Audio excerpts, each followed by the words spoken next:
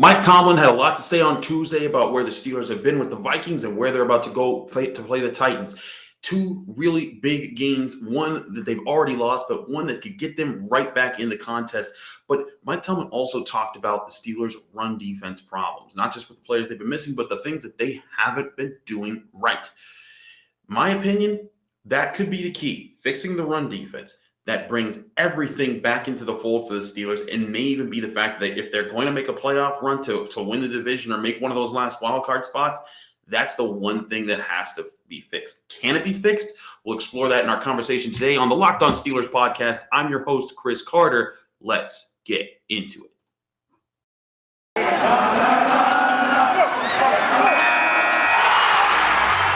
You are Locked On Steelers, your daily Pittsburgh Steelers podcast, part of the Locked On Podcast Network, your team every day.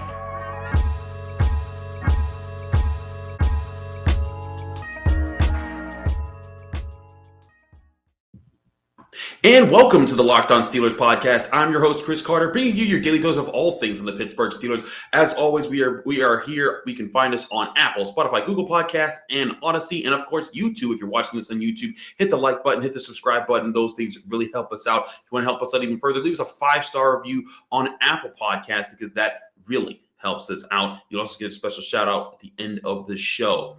Today's episode is brought to you by Stance. Don't forget, Stance is the place that believes in the perfect fit that matters more than fitting in.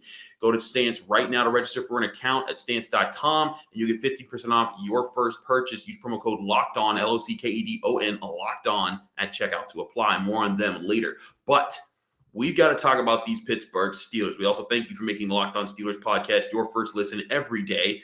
But I want to talk to you guys about what Mike Tomlin had to say in terms of the run game with the Steelers, because he had a lot to talk about with, they know that they need to be better. They can't allow the real estate that they allowed to the Vikings. And a lot of it did come down to alignment problems. And he talked about how, yes, the coaches are owning that and that they are part of it. But a big part of it also, and what he didn't necessarily talk about, is just the fact that the Steelers, there's a lot of guys on there that are still figuring out where they're supposed to line up on defense, how they are supposed to interact with different defenses that they face. That's one thing that on a short week was really tough on the Steelers. But now they've had 11 days. They're going to be they practice. They're going to practice in full pads on Wednesday today, that you might be viewing this show. But you're looking at a situation where the Steelers get a chance to rewrite the script on their run defense. A lot of it comes from assignment football, being physical and knowing when to be physical. And really, when you're in the defensive front, it's always being physical. But you lose that aggression. You lose that sense of, I'm going to go in here full power because I'm in the right spot and I know I'm in the right spot. And you lose that when you're starting to second guess yourself a lot. Why? Because you're unsure about the situation, or there might be a switch that the offense had that caught you off guard. That's where a lot of these young Steelers players are messing up, and it's messing up everything else. And truly, I thought Mike Tomlin had some really important parts here to this conversation that really give you some perspective right now as to what is ailing the Steelers defense the most, and really the whole Steelers team. He talked about when he was asked about the Steelers rushing defense problems. And right now, by the way, they are the third worst rushing defense in the NFL. They give up 139.5 rushing yards per game. The only teams worse than that are the Chargers and the Texans. Even the Jets are slightly better than the Steelers right now when it comes to stuffing the run.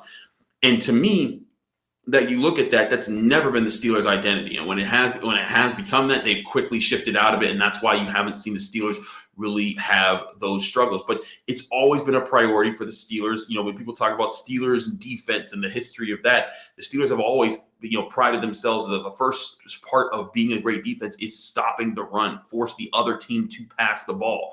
It's to me, it's kind of like eating your vegetables before you go on to anything else. If you allow them to just hand the ball off and gain yards at will on you, you're going to have a rough game, like you saw against the Vikings, like you saw against the Bengals. You have to be able to take that part of their game away first and force those third and longs.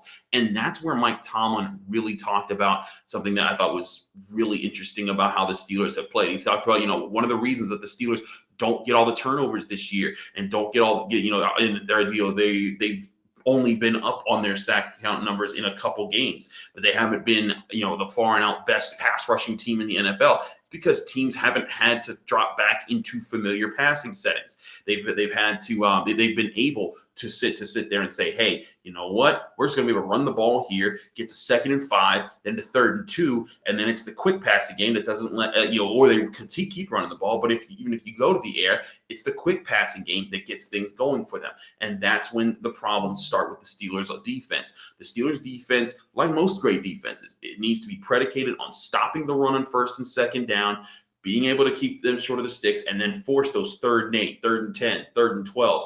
And then when you're in those situations, then you can bring the pass rush. The quarterback has to hold on to the ball longer because the receivers got to have time to get downfield, and that allows the players like T.J. Watt, like Alex Highsmith, like Cam Heyward to get after the quarterback. But again, it all starts right there. This is a huge week to try to get that right too, and the Titans are a big part of that because of the way that they play football. We'll get to that in just a bit. But again, this is a really big challenge for the Steelers this year. Without Stephon Tuitt and Tyson Alulu, their defense took a big hit right up the middle. And one thing that I talk a lot about with Dale Lawley, one of the Steelers beat writers from DKPittsburghSports.com. We work a lot together on that website. One thing we've talked about for years is that great defenses are often built right up the middle. You think about that 2008 Steelers defense. You had Casey Hampton at the nose, James Ferrier at inside linebacker, and Troy Polamalu at strong safety. The middle of your defense is the most important part because then everything branches out from that. And if you control the middle part of the field, you're a lot better. Well, the Steelers, They've got Minkah Fitzpatrick in the middle of the field back there. They're hoping Devin Bush can be the guy at linebacker. That still needs to be seen. He certainly had a really good first 2 years, and then this year he's fallen off. We'll see if he bounces back. But the question is, who's going to be who can be that presence? And it doesn't have to be just one guy on the defensive line. It can be 2 guys. It was great when it was 2 guys as far as Cam Heyward and Stephon Tuitt, and 3 guys when you included Alulu. But when 2 of those 3 guys are gone, the Steelers have been pushed to some serious questions, and it got even worse with Isaiah Buggs not being available. They also lost Carlos Davis for a long time. It's been rough.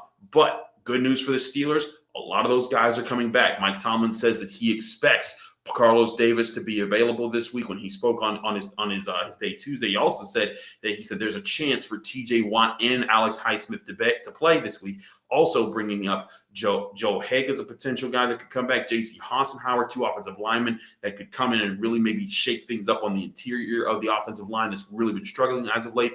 And both Joe Haden and Robert Spillane could be back. All of those are assets to the Steelers. And they need to, and especially the defensive players, they need to help the Steelers at least make the trenches a neutral position again, because it's been a losing part of their battles over the last couple of weeks, save the Ravens game. That has to change. If that changes, how does that impact everything else? We're going to keep talking about that and how it specifically works with the upcoming matchup against the Tennessee Titans right here on the Locked On Steelers podcast. But first, I wanted to talk to you guys about On Location, our great sponsors, On Location, with Super Bowl 56 at SoFi Arena. It's less than 100 days away, and On Location, the official hospitality partner of the NFL, is the only place to score a once-in-a-lifetime Super Bowl ticket and experience package. Select your exact seats and choose from elite experiences featuring an exclusive pregame celebration with NFL legends, 5-star LA hotels, and food by the great Wolfgang Puck. Visit onlocationexp.com/SB56 for more information, or search Super Bowl On Location. That's onlocationexp.com/SB56, or search Super Bowl On Location for more information. We're also brought to you by Stance. Stance was founded in 2009 as an apparel, and with its apparel represents a radical reinvention of socks, underwear, and active apparel. With a sharp focus on comfort, quality, and creativity, Stance brings an atypical aesthetic alongside some of pop culture's hottest collaborators for the ultimate in style of self-expression. Because everything you wear should be a direct extension of who you are and how you feel. I fell in love with my Stance Wu-Tang socks. They're cozy, they keep me warm, and they bring a positive message because Wu-Tang is for the children. They're my favorite socks without a doubt, and high quality, and get props. They're high quality, and they get props from all my friends when they see them, just like I am on this vacation, which is why I'm not in my studio right now. More on that later. But if you want to get your Wu-Tang socks or any of the other amazing brands that they offer along with their clothing, Stance believes the perfect fit matters more than fitting in. And those that feel good, do good. Go see for yourself. Register for an account at stance.com. Get 15% off your first purchase when you do that. Just be sure to use the promo code LOCKEDON. That's LOCKEDON, locked on at checkout to apply. Enjoy the color and comfort of the life less ordinary with Stance.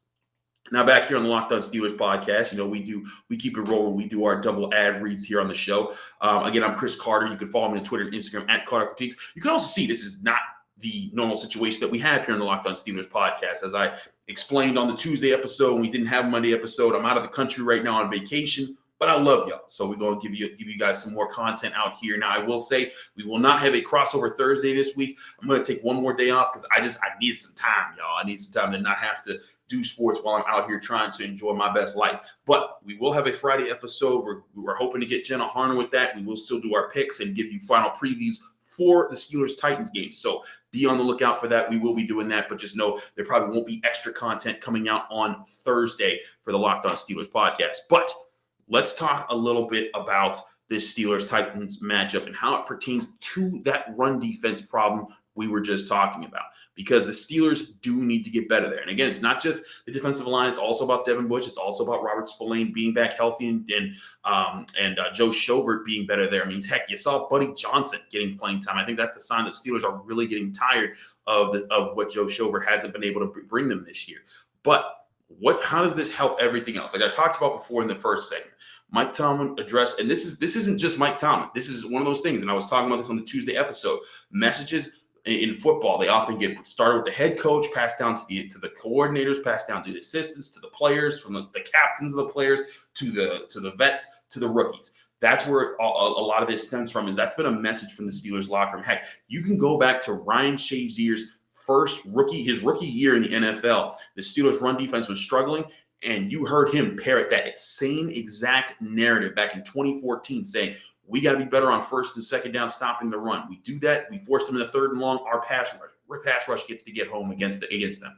That's what has to happen for the Steelers team, and they know it. And it's especially going to be interesting going up against a Titans offense that kind of bases itself in its ability to keep a balance. Now, that balance was shaken in a bad way when Derrick Henry went down, though he is said to be potentially coming back for the end of the season or in the playoffs. The Titans, though, even without him, have maintained as one of the top rushing teams in the NFL. They're number 5 in rushing offense with 137.8 yards. So don't go into this game thinking that just because Derrick Henry's not there, they're not going to be able to run the ball. Heck, we've seen the Steelers give up big numbers to Alex Collins of the Seahawks and other guys that have played them. I mean, look at the Lions game with the guys that broke out big runs on them. This has to be a game where the Steelers take very seriously in running the ball, and not just running the ball, but what the Titans do based off of that. Ryan Tannehill, not Matt Stafford. I don't know why I thought he was in there. But Ryan Tannehill has thrown the 10th most play-action passes in the NFL. And right now, he has the 6th highest yards per average on passes attempt, yards per attempt on passes attempted on play-action passes with 9.6 yards per play. That's, again, 6th most in the NFL. It's a big part of the identity of who the Titans are on offense. And again, if you stuff the run and you make the run itself a moot point, and then it discourages them from calling play action, you're going to make that team a lot more one-dimensional and give yourself better chances to win those matchups. This is where the Steelers can turn things around for the rest of the season. You look at their opponents. The Chiefs are the one opponent that you're probably like, that might not matter. But the Chiefs' offense has also been very up and down this season. There's a chance that you might be able to get into that game. And if you catch them on a bad week, maybe you hang with them and then find some crazy way to win. But you look at the 3 teams that I think are truly beatable for the Steelers right now. The Titans this week with the way that they've been playing. Yes, they shut a team out last week in the Jaguars, but look at the 3 games before that. They were on the struggle bus. And they didn't exactly look great against the Jaguars either. But then you look at the Browns and you look at the Ravens. Those are 2 teams you just saw them on Sunday. They played each other. They did not look good. This is a game where I really think that if you look at the way that they play, the Steelers, first, that you stop the run, you're going to force Ryan Tannehill, if he calls play action and plays that they're not running the ball, that's not going to freeze your safeties up. That'll allow Minkah Fitzpatrick and Terrell Edmonds to be a little bit more aggressive in their coverage, and that might help you get a little bit further into making big plays. Again, Mike Tomlin talked about this. You stuff the run, it allows your pass rush to get active. It allows you to throw, it forces teams to throw more deep balls in predictable situations, and that gives your guys more chances to intercept passes and to create the plays that turn things over. And again, this is a team we knew going into this season was not going to be some offensive juggernaut. A lot of their offensive success might even be predicated based off of their ability to create turnovers. Heck, we saw it in 2019 when Minkah Fitzpatrick joined the team. When they didn't have Ben Roethlisberger, the defense was setting up the offense for a lot of their scores because they were just on an insane rate forcing turnovers. Those turnovers haven't come this year because why? Again, it goes back to the rushing defense. This is a major building block. And yes, the Steelers' offensive line is a huge problem. Ben Roethlisberger has been less of a problem than that. But you look at the Steelers' biggest problem, to me, it comes down to not being able to stuff the run. And again, this is on Devin Bush. This is on Joe Schobert. This is on – I will take Cam Heyward out of that equation. He's fighting tooth and nail every single play. They need to get help around him. But they need guys who are going to be consistent. Montravius Adams, I think in his 2 games, he's had some very, very, very good flashes, but he's also had some moments where it's like, okay, not sure if that's going to be a long-term thing that works out. But you will take that because he's been able to at least be the veteran that can take on double teams and free up your linebackers. But you need to see some form of consistency from guys. And if that means giving them smaller sample sizes, so be it. Use a rotation. Isaiah Buggs, if he's back this week, according to Mike Tomlin, see how he fits in there with maybe, he plays 20%. Then Carlos Davis is back. See how he fits in. Maybe he plays another 20%. Then you have Montravius Adams in there. He plays maybe closer to 30 to 40%. This gives you a rotation where guys, it's like, hey, you're here in these situations, in these times. Lock in, focus, be ready for these potential switches that might knock you off your focus and so that you're not caught off guard. So every play you're firing off the ball, you're taking on double teams, you're keeping our linebackers clean. And if you get your one-on-one, you're winning, you're shedding, and you're making the play in the backfield and making the play at the line of scrimmage, keeping the offense in check. Again, if you do that to this Titans team that is based off of being able to run the ball and using play action to set up Ryan Tannehill, you're going to put yourself in a much better situation to contend with this team moving forward. I truly see this as an opportunity for the Steelers to assert themselves. And again, they do this. You go up against some of these other quarterbacks that play off of play action. Baker Mayfield, I was talking about it. Ryan Tannehill's 6th in yards per attempt on play action passes. Baker Mayfield is 3rd. So this is a thing that will apply to that too. And we saw the Steelers defense. They shut down Nick Chubb the first time they played them, and they're coming to Pittsburgh. This is a real opportunity right now. The Steelers had a long week. They got to rest. They got to lick their wounds on Thursday, Friday, Saturday, and Sunday. But Mike Tomlin said they're putting the pads on. They're getting back to being physical this week in practice. This is a huge chance this might even be the turning point of the season if they make it. So if you're sitting there at 6-1, like I said, you're a half game out of second place in your division, a game and a half out of first place. The Ravens are dealing with injuries all over the place. The Browns aren't being a consistent team. The Bengals aren't being a consistent team. And the Steelers haven't been a consistent team. It's all around the AFC North. Nobody's been consistent. But how you solidify yourself is by getting in there and saying, hey, this is where this changes. Will they be able to do it? We'll find that out in just a little bit here with this week as they take on the Tennessee Titans. So we'll talk more about that matchup real quick because I also think there's some important parts here to other ways that they can go at the Titans here and find matchups that they like. But first, I got to talk to you guys about our great sponsor, Built Bar. Remember, Built Bar is the protein bar that tastes like a candy bar, but not just any candy bar. They also taste like great holiday candy bars because they're filled with so much goodness, rich with decadent flavor, covered in chocolate, and amazingly low in calories, sugar, net carbs, and fat. But they're high in protein. You get the best of both worlds, healthy and delicious. There's so many flavors, you have a hard time choosing between raspberry, mint brownie, cherry, double chocolate, cookies and cream, or peanut butter brownie.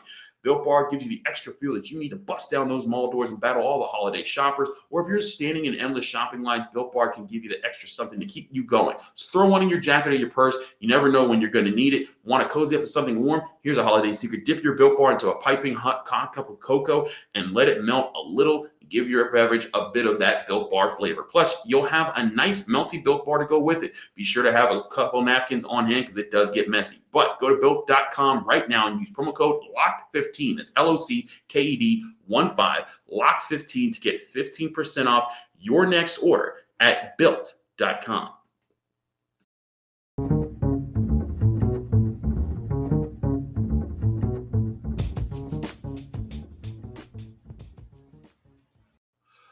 Back here on the Locked On Steelers podcast, I'm Chris Carter here, your host, breaking things down. Steelers versus Titans this weekend at Heinz Field. It's a huge one the Steelers absolutely needed if they want to have any hopes of getting back into this playoff picture in the NFL.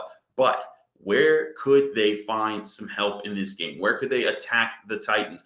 I think that there's another thing that could prove to be useful in the long run here when you look at how the Steelers were able to get going again late against the Vikings, late against the Ravens, and late against the Chargers. And they're starting to find things in their passing game. They're starting to find ways to get the ball to the right guys. They got involved more Najee Harrison catching the ball. I know he gets a lot of touches, but hey, that's the reason you drafted him. He can do those things. But Deontay Johnson, we've seen him get open. Chase Claypool, if he ever gets his head on straight, maybe he can be an asset there. But this is where I see an opportunity to take this team on in these next few games. The Ravens, we saw what they were able to do to them in the fourth quarter. The Ravens are one of the worst passing defenses in the NFL, giving up 266 yards in the air per game. The Titans, not far behind them. They're giving up 250.8 on yards through the air per game. Now, the Browns have been a better passing defense, giving up 215 yards. But we've also seen that if the Steelers, they can keep that offense in check. This might be your ticket moving forward right now if you're the Pittsburgh Steelers. I also say, though, the Chiefs also one of the worst passing defenses. So the last, I'd say, 5 or 6 weeks, they've been a lot better, but they're still giving up 252 passing yards per game.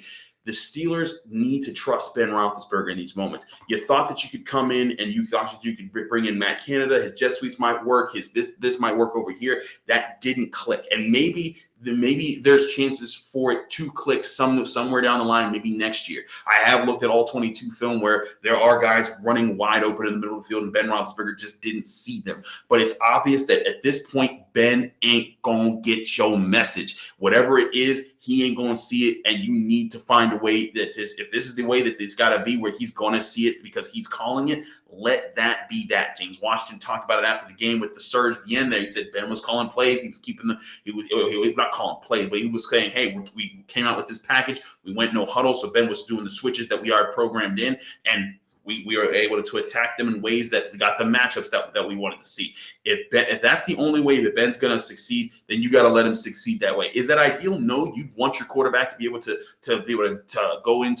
get to a game with the way that your offensive coordinator calls it and hit the open receivers that he schemes up. But in that situation, if he's not getting it and you're 4 games left, what else do you have to lose? Now, maybe down the line, if the Steelers draft a quarterback, if they trade for a quarterback, if they sign a quarterback, any one of those things, maybe you deal with that then. But this is crunch time. You had all year to figure this to get him to figure this out. He didn't figure it out. Trust him to do that from this point out. And if it falls apart, it falls apart. But if it's clear it's not working as is. You saw in the last few fourth quarters, they were able to really put up points. I take the Bengals game out because they were getting blown out, and that's a different story. But you saw the games that they were able to come back and win or come back and make close. The Chargers, the Ravens, the Vikings. All of those were situations where Ben Roethlisberger was like, hey, we got to do this. We got to do this. Let's make this work, and let's go. And it won't always work. You can't just – I'm not saying this will make them a 30-point offense per game type of group, but it can make them a group that makes them a little bit more dangerous, and they can hit on some of those plays early on, setting a different pace and tone for the rest of the game,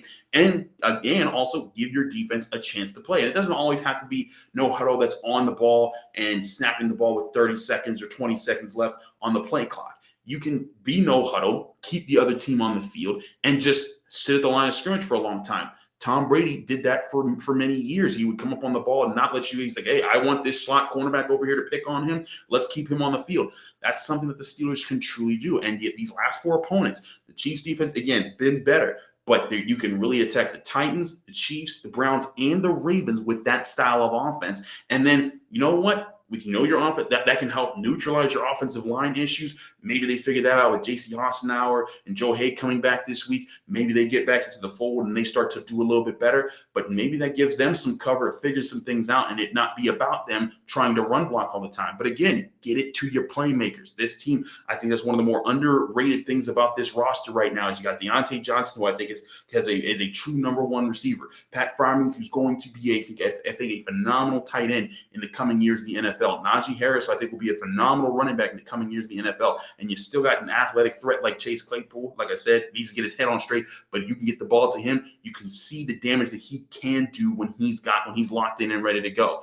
This is a real opportunity the Steelers face right now. It will be very determining about how the rest of the season goes right here and how they play on this upcoming Sunday game at Heinz Field when they take on the Tennessee Titans. I'm Chris Carter here for the Locked On Steelers podcast. Thanks so much for tuning in. We always appreciate our listeners. Again, apologize for the echo. We're dealing with a little bit of different audio right now because I'm on vacation right now. I'm out of the country. Like I said before, this is not going to be the last episode of the week, but I will be taking off the Thursday episode. We will have an episode with Jenna Horner for Friday just to get you ready for your weekend. So, these Steelers fans, hang in there. I know it's been a rough week coming off that Thursday night loss, and it's always rougher because Thursday night losses carry over the whole weekend and then the whole week. But this is a real opportunity this Sunday, and I would not count out your team just yet. We'll get you more on that matchup and all the other matchups coming up this weekend right here on the Locked On Steelers podcast. Again, follow me on Twitter and Instagram at Carter Critiques. Be back in the ears and on your screens Friday.